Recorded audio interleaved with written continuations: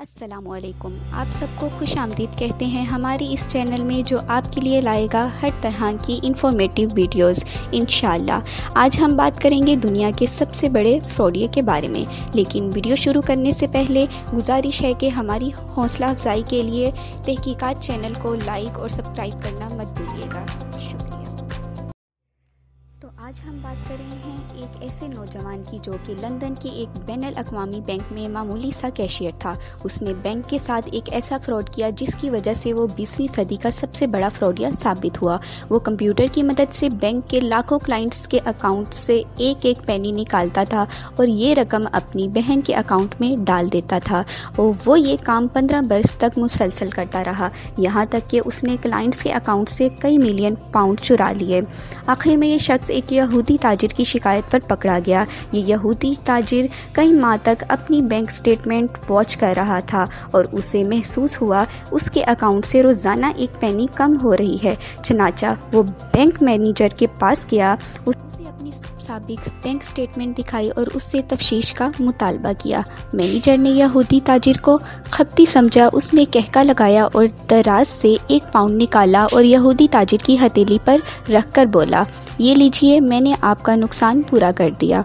यहूदी ताजिर नाराज़ हो गया। उसने मैनेजर को डांट कर कहा, मेरे पास दौलत की कमी नहीं, मैं बस आप लोगों को आपके सिस्टम की कमज़ोरी बताना चाहता था। वो उठा और बैंक से निकल गया। यहूदी ताजिर के जाने के बाद मैनेजर को शिकायत की संगीनी का अंदाज़ा हुआ। उसने तफ्तीश शुरू की और शिकायत दुरुस्त निकली और यूं ये नौजवान पकड़ा गया। ये लंदन का फ्रॉड था, लेकिन एक फ़्रॉड पाकिस्तान में भी हो रहा है। इस फ्रॉड का ताल्लुक पैसे के सिक्के से जुड़ा है। पाकिस्तान की करेंसी 1 अप्रैल 1948 को लॉन्च की गई थी।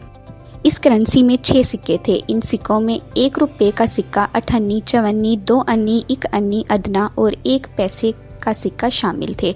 पैसे के सिक्के को पाई कहा जाता था। इस ज़माने में 1 रुपया 16 आने और 64 पैसों के बराबर होता था। ये सिक्के 1 जनवरी 1961 तक चलते रहे। 1961 में सदर अयूब खान ने मुल्क में इशारिया निज़ाम नाफिज कर दिया, जिसके बाद रुपया 100 पैसों का हो गया, जबकि 8 अन्नी, 4 अन्नी, 2 अन्नी और पाई ख़त्म हो गई और इसकी जगह 50 पैसे, 25 पैसे, 10 पैसे, 5 पैसे और 1 पैसे के सिक्के राइज हो गए।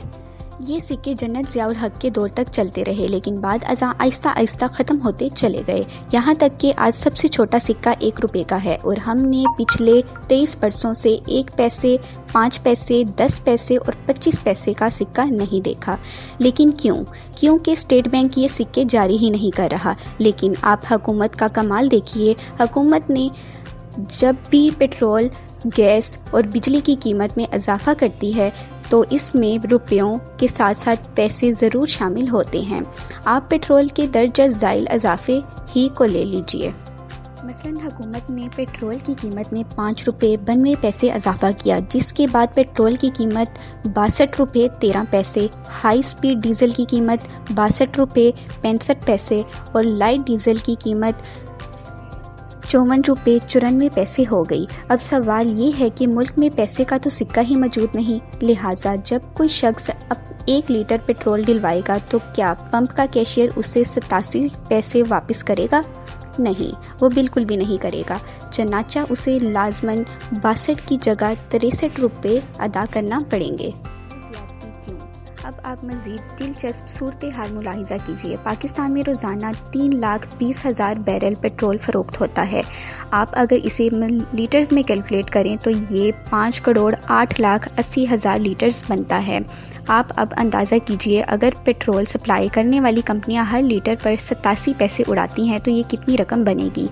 ये 4,42,65,000 रुपये रोज़ाना बनते हैं। ये रकम हतमी नहीं, क्योंकि तमाम लोग पेट्रोल नहीं डलवाते। सार्फिन डीजल और मिट्टी का तेल भी ख़रीदते हैं और ज़्यादातर लोग 5 से 40 लीटर पेट्रोल ख़रीदते हैं और बड़ी हद तक ये पैसे रुपयों में तब्दील हो जाते हैं।